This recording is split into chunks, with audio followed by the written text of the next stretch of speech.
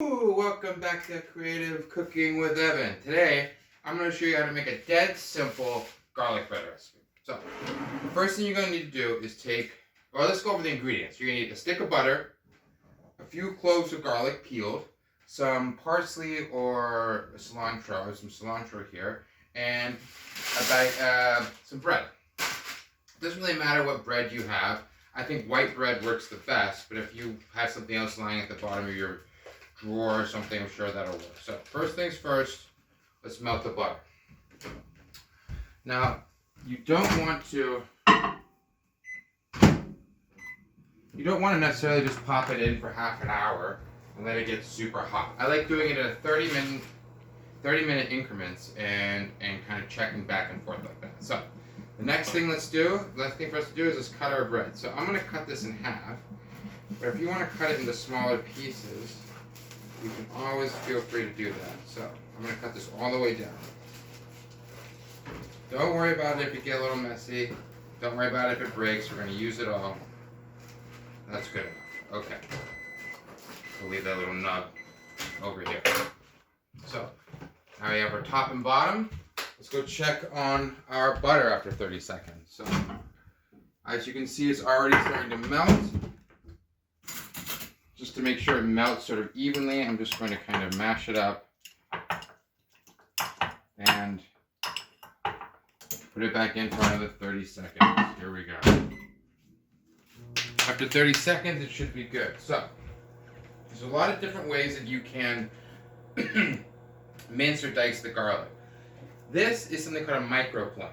It's great for zesting lemons or kind of really finely grating garlic. And since we want the garlic to really get in the whole flavor of everything here, we're going to use this to get it extra fine. So let's go check on the butter, make sure it's all nice and melted. It's looking absolutely steaming. See, it's already almost too hot, but it's going to be fine. You don't need to put it in the microwave for too long, and it's going to go from solid to piping hot pretty quick. So be careful on this not to get your fingers in here. Just do it until you're comfortable, and then you can kind of chop up the rest. Excellent. This is a great trick for really infusing your sauces and other things with really sort of nice garlic flavor. Great. But again, be careful. You don't want to get your finger caught on here. Just go nice and easy.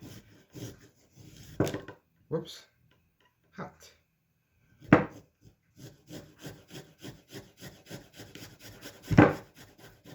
You start smelling it, so it's really fragrant. So, you can also put other things on your garlic bread as you, dropped it back in. Where'd it go? You can also put other things on your garlic bread if you want. Parmesan cheese goes great, a little bit of cheddar, and I'm going to actually use some black pepper on this today. So, as you can see, it's all sort of built up on here, all that wonderful little garlic pulp. Let's tap it off into here.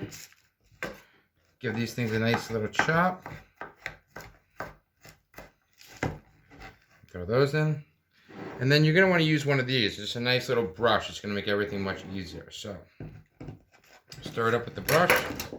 And now you're just going to kind of open it up and sort of brush it on as liberally as you can. Remember, we want to make this nice and buttery. So, don't worry about it. Just kind of go on it all back and forth like this. So you get all that butter in there. Do both sides. I wish you could smell this right now. Oh my God, the garlic smell is out of this world. So,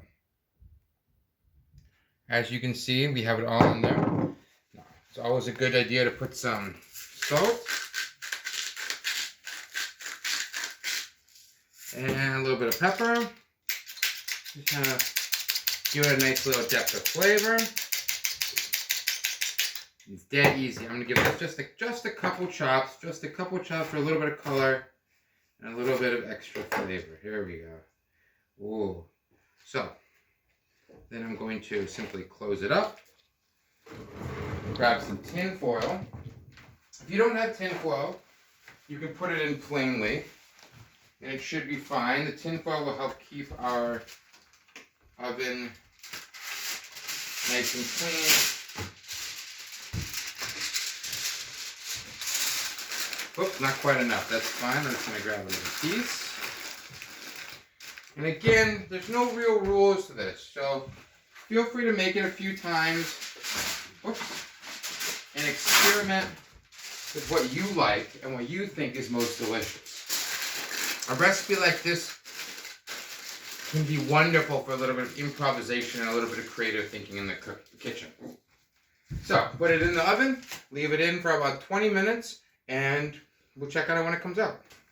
So the garlic spread's been in the oven for about 20-25 minutes. Let's pull it out, let's see how it looks. Excellent. It feels great. Oh, it's really hot, so let's put it on the table. Let's take a look. It smells fantastic. I can already tell by how it smells that it's perfectly done. As you can see, the cilantro doesn't look quite as good as I wanted it to, but that's totally fine. It smells and tastes absolutely perfect. Now, if you prefer to have your garlic bread be a little bit more crispy, feel free to toast the bread before you put it in. I like it being a little bit soft, a little bit sort of more, I don't know, just soft. Anyway, do it how you want, zhuzh it up how you want. Feel free to put some extra Parmesan or parsley in there. It's up to you.